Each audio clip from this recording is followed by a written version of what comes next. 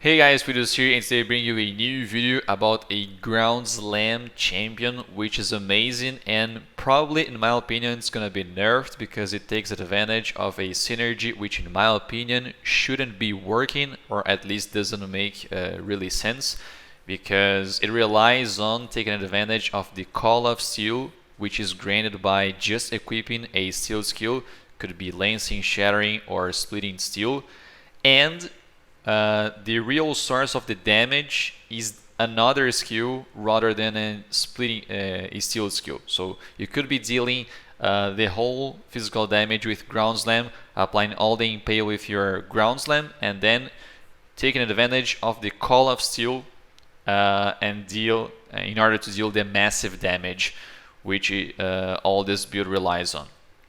So I don't really think it's intended, but if it is, you have an amazing build in front of you, which is out there for a few weeks already.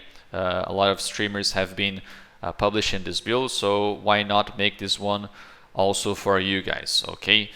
So basically, this build has a very nice survivability. As you can see, I was playing this build also on solo self on hardcore. I made a stupid mistake against Veritania, died, and then decided to make this in softcore in order to make this guide for you guys.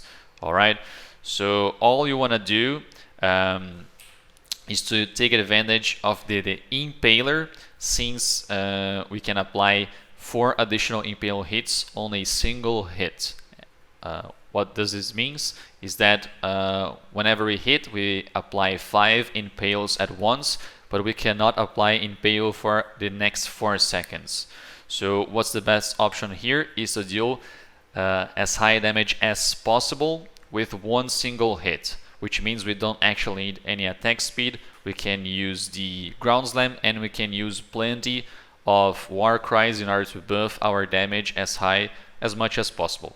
So we are going to be using the intimidating cry, we're going to be using seismic cry at the last charge, because the less charges that these have, the more damage we do. So we deal 30% more damage for every exert attack we spend, right? So at the last charge, we're going to be having, if I'm not wrong, 4 times 30, it is 120% more damage, which is amazing.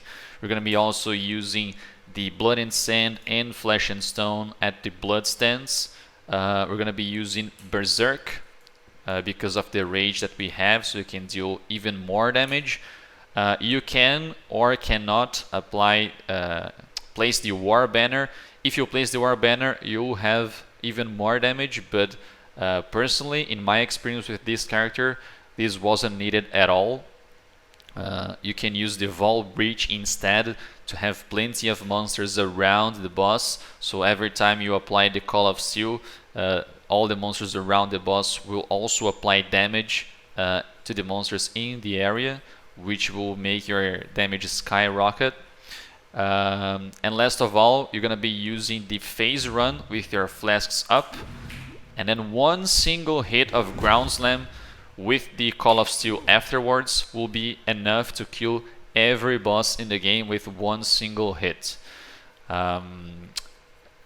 This wasn't the case, at least the way I builded this for Cyrus. I wasn't able to kill him with one single hit, but I was able to kill every Atlas bonus without the Vault Breach, and I used the Vault Breach only for Shaper Guardians and the 4 Conquerors about the Cyrus. Okay, so very nice build overall speaking.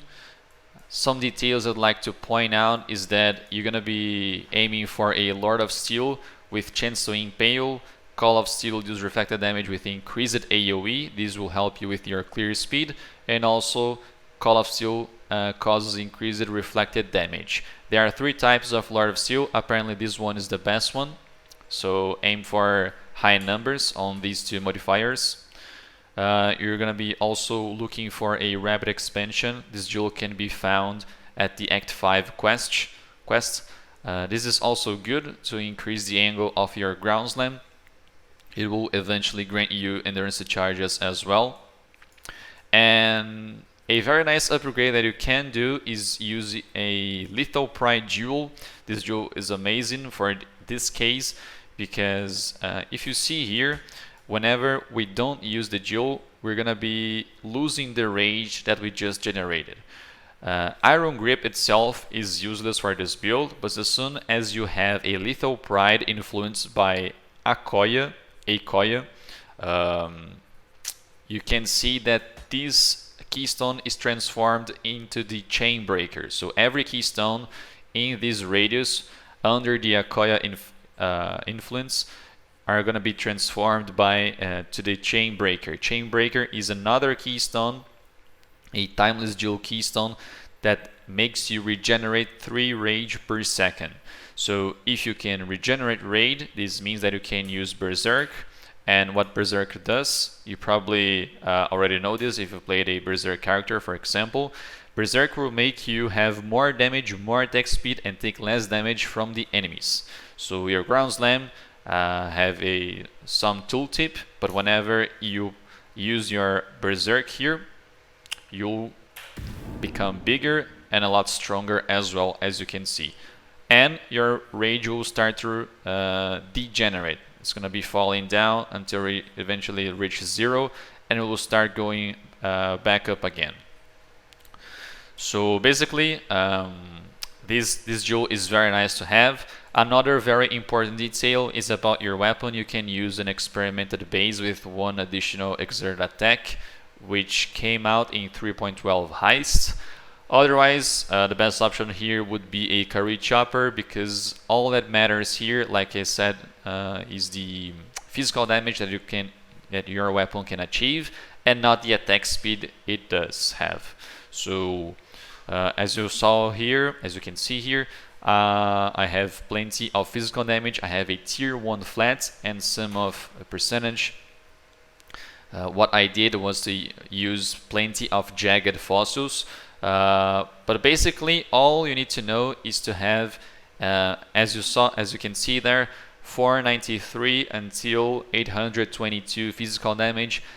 Those numbers are what matters in this weapon. You don't actually need the attack speed, so be careful when trying to look for this weapon on the trade, because you can find a similar weapon with similar DPS just by looking for the attack speed, which is wrong. What you should be aiming is high numbers on the modifiers about the physical damage. So high numbers in the increased physical damage, high numbers in the flat physical damage as well, and then you can have some attack speed that comes with the quality craft, because quality actually matters. It will increase your DPS. The attack speed, it's only a quality of life thing, because it will help you attack faster when you're mapping and stuff, or applying the damage, but it doesn't really help with the DPS scale in this case. Okay, just have that in mind. Aim for higher numbers of physical damage. The rest of the gear is basically life and resists here. Try to get physical damage whenever you can, so gloves, rings, and also your amulet. Another good thing here is that you can craft the avoid elemental ailments on your helmet, chest, and gloves. Then you can have the remaining ones on your boots if you can. It's a shaper mod. This will make you 100% avoidance to elemental ailments with you. And this means that you don't actually need any flasks around this thing, okay? So you can have, for example, increased armor during flask effects, or anything else you prefer. The main details, I think, are covered. The alignment could be martial experience, so you don't have to actually go there, and it's actually cheap. So, also a Vaul Breach is a portal vault. It could be just corrupted when you vault your portal gem, but what you're actually aiming is the Vault Breach, because this will help you a lot when clearing the Conquerors and Shaper Guardians, like you saw on the clips. Overall speaking, this build is amazing. It is very fun to play as well, has plenty of life. Also, what you're gonna be also interested probably is on the video description. You can find relevant info about the leveling. So at the bottom left you can see a leveling section, as you can see here, and also on the notes section there's plenty of information about the Pantheon, Bandits, the order of the Ascendancy, some valuable info like I just told you right now, and also some recommendations about the leveling gems that you can use while leveling. Alright? Overall speaking, very nice life, very high damage. The only thing that I couldn't manage to do is to hit kill the Cyrus, but probably a better gear could do it, I don't know. And like I told you guys before, in my opinion, this build is probably gonna be nerfed. If it doesn't, very nice option as well for you to have fun, because at least I had tons of fun with it. It was very unfortunate to die on the solo stuff on hardcore, but very, very fun to play. Okay, so thank you guys very much for watching. I hope you guys enjoyed the video, and see you next time.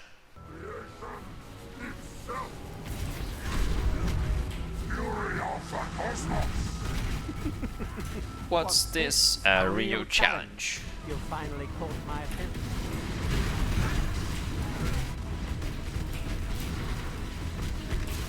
Die. Bem próximo do hit kill.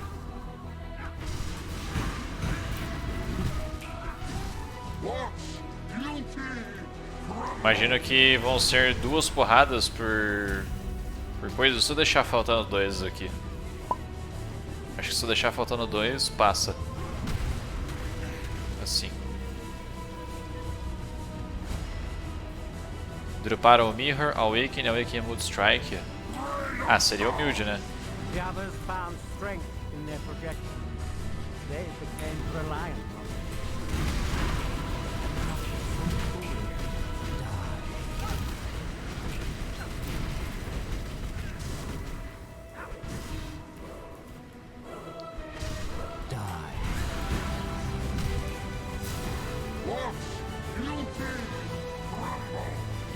Vou testar o dano sem flask dessa vez.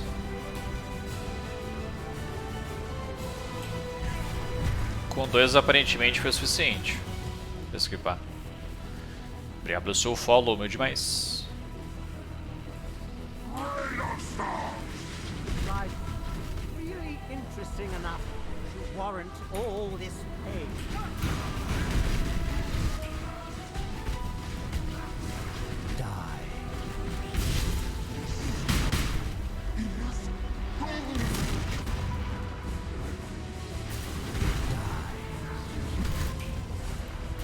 Quase, é. Faltando 2, daí já dá uma complicadinha.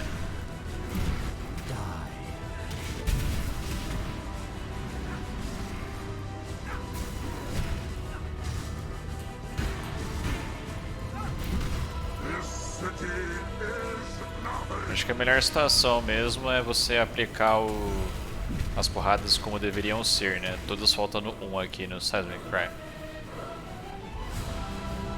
É, as gemas estão level baixo. 21 só no Ground Slam, 18, 19, 19, 17 e 18.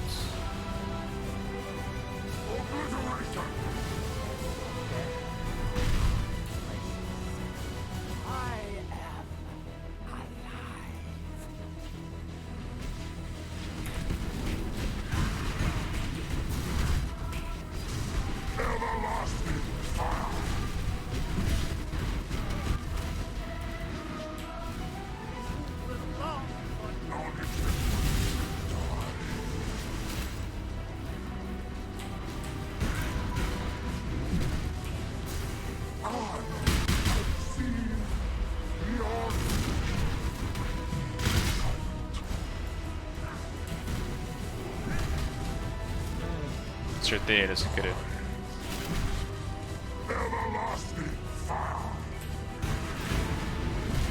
I can't do this just yet.